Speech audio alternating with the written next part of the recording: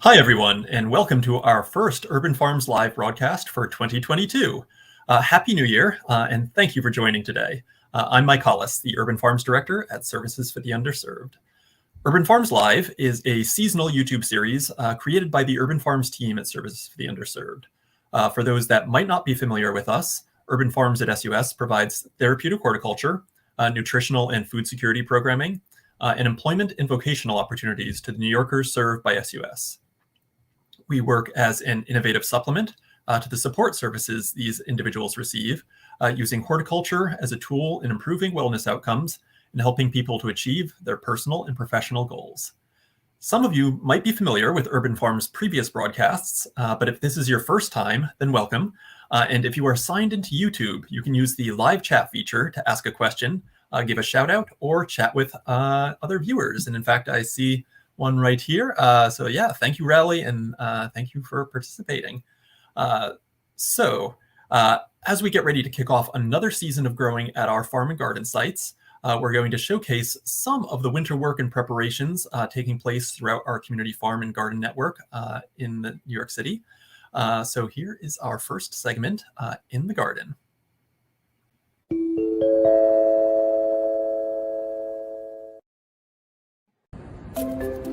Happy New Year, SUS Urban Farm and Anthony Thomas.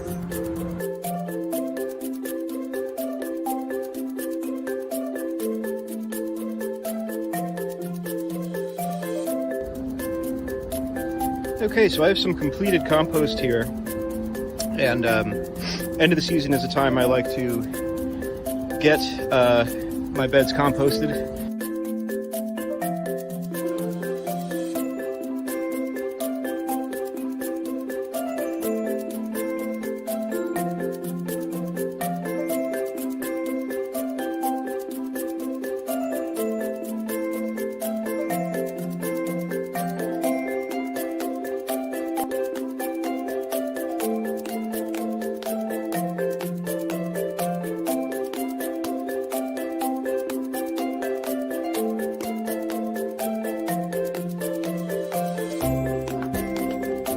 Así para los vegetales que tienen. Okay. Ahora mismo se lo voy a demostrar. Aquí, el primero, tenemos, por aquí, si se nota, tenemos espinaca, espinaca. Okay. Seguimos por aquí. Por aquí tenemos, si se da cuenta, tenemos bok choy. Ok. Aquí, en el tercero, si se da cuenta, la hojita morada, ese es el repollo morado. Ok. Tenemos cajón, podemos separado, repollo morado, bok choy y espinaca. Como ven, ese cajón nosotros lo cerramos para en el invierno, para que crezcan.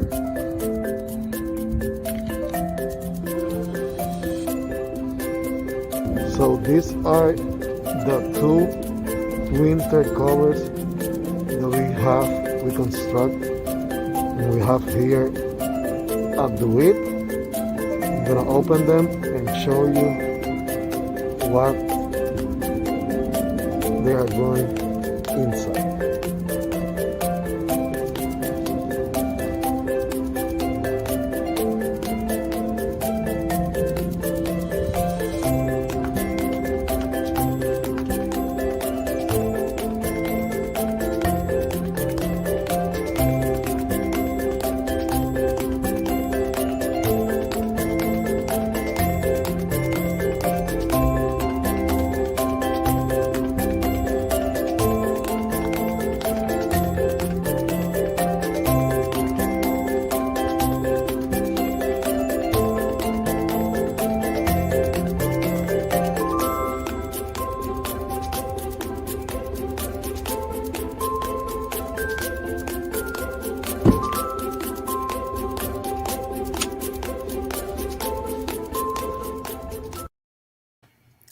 Thank you to all of the urban farmers who assisted with the video content for that segment, including Anthony, Elton, and Rowley. And I'm actually very excited to be joined live right now by Rowley, our urban farmer, and Urban Farms Program Coordinator, Wilfredo. Hello to you both. Very excited to chat with both of you about some of the infrastructure and some of what we saw in those video segments. But also wanted to say a quick hello to Arlo, who I saw commented, as well as Elba, who's tuning in from Puerto Rico. So welcome to you both. Bienvenidos. Hello to Wilfredo and Rowley. So firstly, wanted to say very impressive job, Rowley, in putting that together. So I know Rowley has been really building how independently he's able to work at our garden and farm sites. So to have gone through and been able to really assess the site and get a sense of what's going on and really be able to manage it independently. Just an amazing achievement, and thank you for helping us to showcase that. And then Wilfredo, thank you, of course, for helping to showcase what's happening down at DeWitt with the DeWitt team. And did want to get a little bit of a sense of these covers. So I know that we all know about hoop houses and covers, but I'm not sure that all of our audience might be aware of how early we can actually be starting seeds in our at our farm and garden sites. So yeah, just wanted to hear from a bit from both of you about the success with those hoop houses.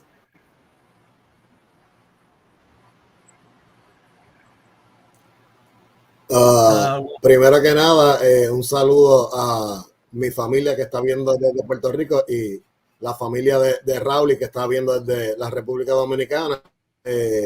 Rowley, ¿puedes dar un resumen bien breve de lo que hicimos? Traduzco Claro. algo de lo que tú digas. Ok. Bueno, mucho gusto de seguir aprendiendo, construyendo, seguir aprendiendo cómo cultivar vegetales para el invierno y verlo cómo crecer. Muy bueno. Nice. So Rowley's mentioning that cultivating winter vegetables is absolutely a task that he takes on.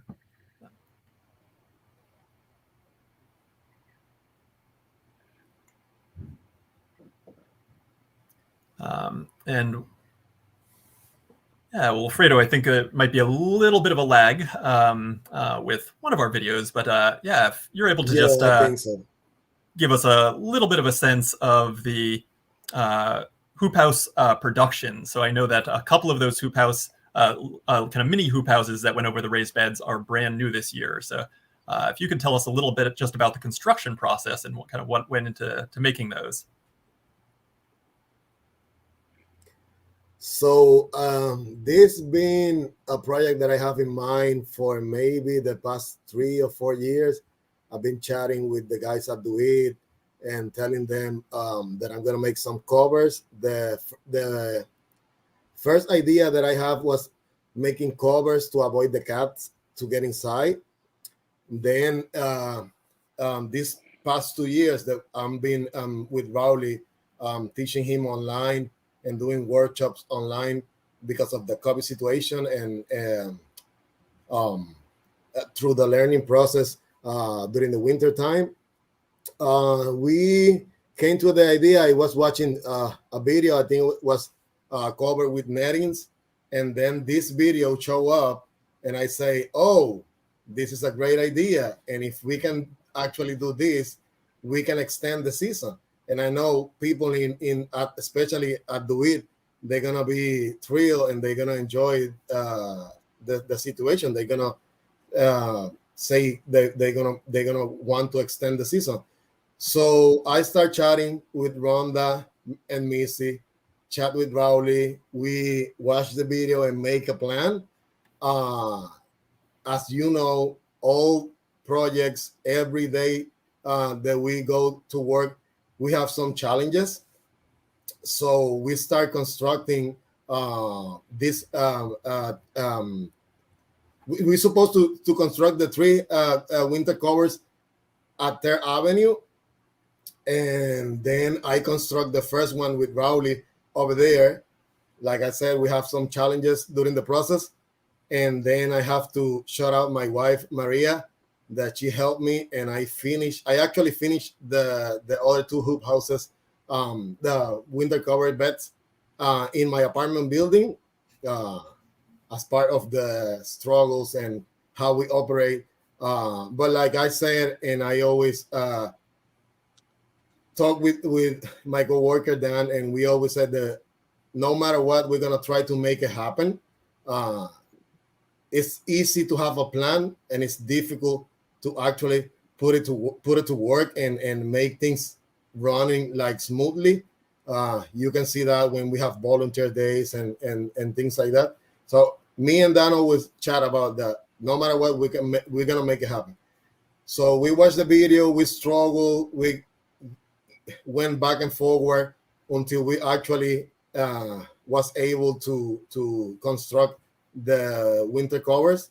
And then I asked you for assistance, and you and Noel helped me to put the plastic on top. And as you can see from the videos, Rowley is now he started at the end of November seeding, and now we have sprouts, and we have at Third Avenue we're growing spinach, bok choy, and red cabbage, purple cabbage, and then at DeWitt, if I'm not mistaken, they're growing kale, spinach, and I'm not completely sure. I know it's a third option. I'm not sure if it's cabbage or something else that Rhonda is growing. But yeah, we kind of stopped like for a couple of weeks when the season ended. We finished the season, clean up and everything. And actually, we never stopped working. I keep working with Rowley, keep working with the guys that do it, sharing my ideas. And I have to shout out Rowley for the great job he did. This was a tough project, but we accomplished, I think, a really nice job at the end. And if we can replicate this for other sites, we can extend the season and we can grow the entire year. Rowley, ¿algo más que tú quieras decir? No, contento de lo que he logrado hasta ahora. Muy bien. Yeah, it's really amazing in that, yes, things have always been happening year round. So as we saw from some of the videos with just general cleanup of landscaping or things like composting that take place year round, or some of the kind of the preparatory work for the spring where amending beds or soil or pruning or anything like that. Sure, that's happening in the winter, but previously, some of our actual growing has been more limited to either indoors or to some of our larger sites where we might have a greenhouse or a hoop house that's allowing for season extension. So Rowley and Wilfredo and everyone else that kind of was involved in that process, kind of coming up with that idea, making a plan for it, actually building a couple of those prototypes, and then having those covers on the raised beds, has really made created an opportunity for us to be growing year round. Because for something like some of our fall vegetables like collards, I think that a hoop house situation as we go into next year and towards the end of the season is going to allow us to grow that really right up through the holidays. And as you can see from the videos today, you can kind of go right from that into planting for next year. So it really is pretty much a year-round growing situation for this new construction. So thank you to you both, certainly for all of your work there. And then muchas gracias, Rowley, para todo en construyendo, pero also también en mostrando los raised beds. Lo que está creciendo hasta ahora de los tres. Yeah, yep. Always growing is it's very exciting, both from a horticultural perspective, but also from a programmatic and personal perspective. So yeah, so thank you guys, much appreciated there. And I want to say just a last thing. I think this also bring another opportunity for Rowley for his independence. I think his work independence is really, really important. I've been working with him, helping him to learn a little bit more English and get more familiar with work-related stuff. And he's been developed a lot during these past 2 years, and I think that's the goal, that he can be independent. Yeah, and excellent work on Rowley's part, and really taking such a strong stewardship role in the sites that he's assigned, and really building his independence with our support, of course, but really taking so much initiative in the work that he's doing. So amazing job, guys, and yeah, thank you for joining and sharing everything with us today. Gracias. Thank you. Rowley, dile adiós a la familia. Lía, saludos. Hola. All right, take care, guys. So you can see that growing is already beginning to happen at some of our locations. And to chat a bit about the direction that is going, I'm also excited to be joined live by Farms Manager Dan to talk a little bit more about this year's plans and some of our planting timeline. Hello, Dan. How are you today? Hey, Michael. How are you? Not too bad at all. So yeah, I know we just kind of chatted with Wilfredo and Rowley about some of the specifics in that kind of pilot project towards the covers for the raised beds.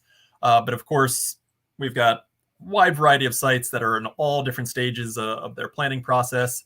So yeah, just wanted to get a bit of a sense from you as to where sites are at this time of year, even for people at home who might have their own garden, where they should be thinking over the coming weeks, and yeah, get a bit more of a sense for everyone watching about the overall process. Yeah, I mean, our sites are kind of at, it varies by site depending on what is at the sites and how big they are and what level of like off-season engagement we have. I've been doing a lot of, I was actually just doing some tree pruning, some more tree and like bush pruning, and just kind of cutting back wood. Like, so that's a big part of it still, is since it's cold and everything is dormant, making sure that side of the agriculture is going to be in good shape, because you do want to do that in the winter. We had a really good fruit harvest at the sites that have fruit trees last year. So like in Marcy, Beach, 85th, and Wazobia off the top of my head, and DeWitt as well. So I'm trying to get all the trees and shrubs into good shape. So that's like my most active field work right now is that. It's also, of course, time to start thinking about planning for the raised beds and for the crops. The season extension adds it adds another layer to that, because you have to you then have to think about like what's getting extended on which end, and how you want to cycle that, or if you want to just keep things for a longer period. I have been doing plans with the guys who are still engaged over the winter. So like Anthony at Marcy, for instance, he and I did a plan, and I got Aubrey's input for Beach 85th. I've got Truxton planned out. So basically what we do is we try not to do the same thing. Like, as you know, we try to do crop rotations and not plant the same families in the same bed more than like a couple seasons in a row. I try not to do it at all. It is difficult to do that sometimes, but we usually find a way to make it work. And I just kind of make these little, this is Marcy, for instance. Mm-hmm. So it's the 10 raised beds at Marcy. And I just go over it with Anthony and whoever else wants to participate. Say we're going to put this here, this here, this here, and just cycle it. It's also time to be thinking about, like, if you wanted to do or if anybody at home has a garden and wants to do like succession, which is something that we do a lot of, just because we have limited growing space. If you want to have a bed where it's like, okay, I want to do radishes early, and like we want to seed those in March. They're done by June, and then we can replace it with tomatoes or something like that. So we start thinking about that stuff now too. So we're moving along. I have several of these already. It's a very simple, like easy kind of graphical way to do it. Print them out, hand them to people, and it's always subject to change. Sure. I think being able to adapt to change in the course of the season is really important. That's just part of gardening too, because some things just do better than others, and some things fail, and sometimes we all make mistakes, or people want to pull something and put something else there, or they want the beds get moved around. It's just part of the game. But now's the time of the year when I try to get that ironed out, so that when we're moving into like March, we can at least begin from a place where we have a good idea of what we want to do and where things are going to go. Nice. Yeah. So it's been good. It's been actually a fairly busy winter, despite some of the weather we've had recently. There's still a lot going on. There's all the season extension that's happened, making sure the beds are covered, the ones that haven't been, and we're getting there. Excellent. Yeah, and I think for folks watching at home, Dan made some really excellent points, just in kind of thinking through any home gardens that you might have. I think kind of like he mentioned, having a plan, even if it's something that you have to change up later down the road, at least having that plan in place does help to kind of smooth things out as you go into the season, and kind of at least give you a guideline to move forward in. Cycling of your planting. So if you do have a vegetable garden at home, not planting tomatoes in the same spot year after year, but actually moving them around does help to kind of maintain a nice nutrient balance in the soil, but also prevent buildup of plant-specific pests and diseases in one particular area. So yeah, rotating crops, really great, and definitely something that we practice. I think with season extension, thinking about things like succession, where maybe you do have a plant that's only going to be in there for a month or two, but then you've got whole other opportunities for later in the season with that same space, especially in an urban environment where space can be relatively limited. It's such an amazing way of really making the most of the spaces that we have access to. So thank you, Dan, for all of your work in that, and for laying such a great groundwork for the start of the season. Yeah, thank you. While our farms and gardens are a core component to our operations, SUS Urban Farms also provides education, personal development, and a lot of other supports through our initiatives. One of these initiatives, our Food Security Discussion Group, has been active in developing new resources for the SUS community on food security and nutrition issues. While we were hoped to be joined by Valerie, one of our urban farmers and one of the members of that Food Security Discussion Group today, she unfortunately had something personal at the last minute that popped up. But I did want to give a shout out to both her and Rhonda, who have been participating in the filming for a new series called SUS Cooks, which is a set of videos that provide step-by-step video guidance and nutritional information for a full menu of basic recipes. Something to watch out for. That'll be coming up as we go into the approaching months, and more to come on it, but we'll be having a space for that available both on the sus.org website and for SUS staff on the intranet. Lots coming up on that front. Certainly a lot going on in the season. And I see a couple of shout outs that I just wanted to mention. So thank you, Maria, for your Happy New Year wishes, and for your encouragement on the bed covers. Hello to Deborah, and thank you, Deborah, for your shout out. Valerie and Rhonda are really great. They have been really great urban farmers for us for a while, and have been wonderful advocates for the program as well. So that is actually it for our broadcast today. Thank you again to all of the Urban Farms team members that assisted in putting together the episode, whether it was joining live or whether it was submitting some materials. I hope that this gave everyone kind of a small sense of just some of the work that happens even in the winter months for the SUS Urban Farms team. And please do watch out for announcements of our next live broadcast in the spring, either by subscribing to the SUS newsletter and or by subscribing to this YouTube channel. Until then, I hope that you all stay well, stay warm, and thank you again so much for joining.